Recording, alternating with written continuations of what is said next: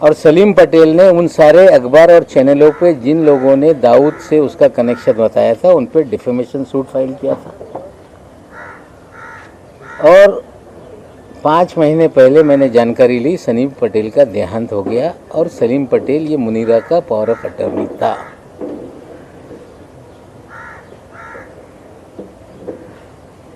सरदार वली खान के बारे में उन्होंने कहा कि सजा याफ्ता मुजरिम से आपने कोई लेन देन किया है। 2005 में वो कन्विक्टेड नहीं था।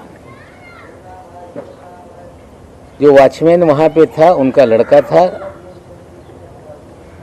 300 मीटर पे 7/12 पे उसने अपना नाम चढ़ा लिया था रेक्टिफिकेशन करने के लिए कोई कागज़, वो हमने उनको पैसा दिया था, ये सच्चाई है।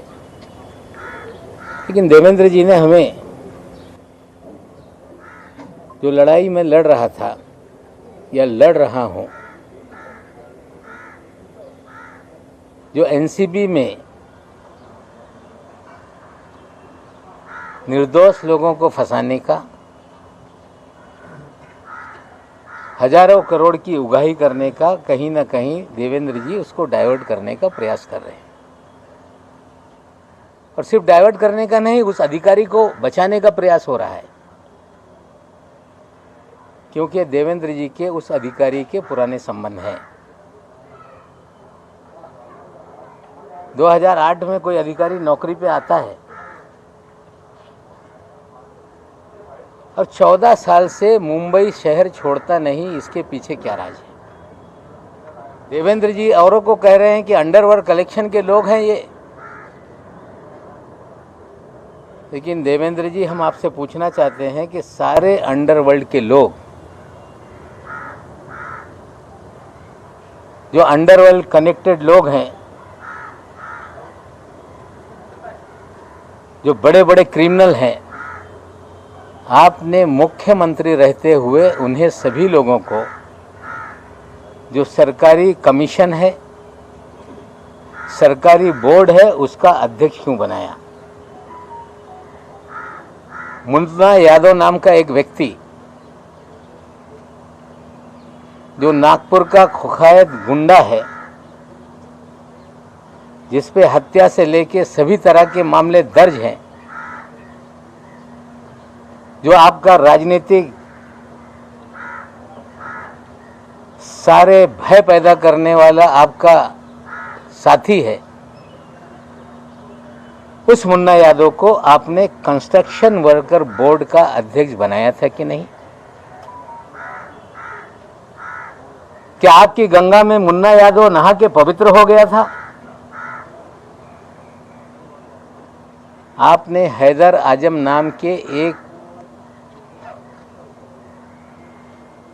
आपके नेता को मौलाना आजाद फाइनेंस कॉरपोरेशन का अध्यक्ष बनाया था कि नहीं? क्या हैदर आजम बांग्लादेश के लोगों को मुंबई में बसाने का काम नहीं करता है? क्या हैदर आजम की दूसरी पत्नी जो बांग्लादेशी है, जिसकी जांच मलाड पुलिस स्टेशन ने शुरू की, 24 परगना पुलिस थाने में कागज भेजे गए, बंगाल पुलिस ने भेजा कि ये जो भी बर्थ सर्टिफिकेट है, जो भी कागजात है, ये फर्जी है। और मलाड पुलिस स्टेशन जब मुकदमा दर्ज कर रही थी तो मुख्यमंत्री के कार्यालय से फ़ोन करके आपने वो मामला दबाने का काम किया कि नहीं? आपके इशारे पे पूरे महाराष्ट्र में उगाही का काम हो रहा था कि नहीं? मामला मुंबई का हो, बिल्डरों की ज़मीनों का झगड़ा हो, मामला थाना में जाके कंप्लेंट करके दर्ज करके वसूली की जाती थी कि नहीं?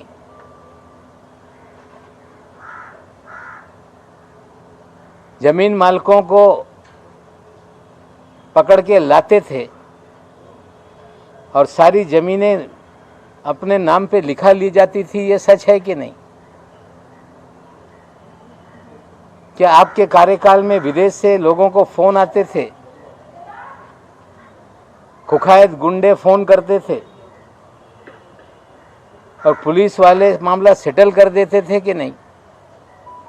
लेकिन सबसे गंभीर आरोप मैं लगा रहा हूं देवेंद्र जी आप पे कि जब 8 नवंबर 2016 को नोटबंदी हुई, मोदी जी ने कहा कि नोटबंदी इसलिए किया जा रहा है, आतंकवाद खत्म होगा, काला धन खत्म होगा। और एक बात मोदी जी ने कही थी कि बड़े पैमाने पे जाली नोट है, उसे खत्म करने के लिए हम नोटबंदी का काम कर रहे हैं। जब नोटबंदी हो गई, पूरे देश में जाली नोट, चाहे पंजाब हो, 2000 के 500 के जाली नोट पकड़े जाने लगे। मध्य प्रदेश में जाली नोट पकड़े जाने लगे, तमिलनाडु में जाली नोट पकड़े जाने लगे। लेकिन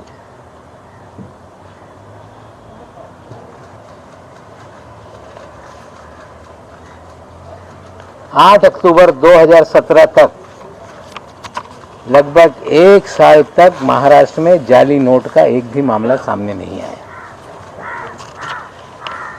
क्योंकि देवेंद्र जी के प्रोटेक्शन में जाली नोट का खेल इस महाराष्ट्र में चल रहा था। 8 अक्टूबर 2017 को डायरेक्टर इंटेलिजेंस रेवेन्यू ने बीकेसी में एक छापेमारी की, जिसमें 14 करोड़ 56 लाख रुपए के जाली नोट पकड़े गए।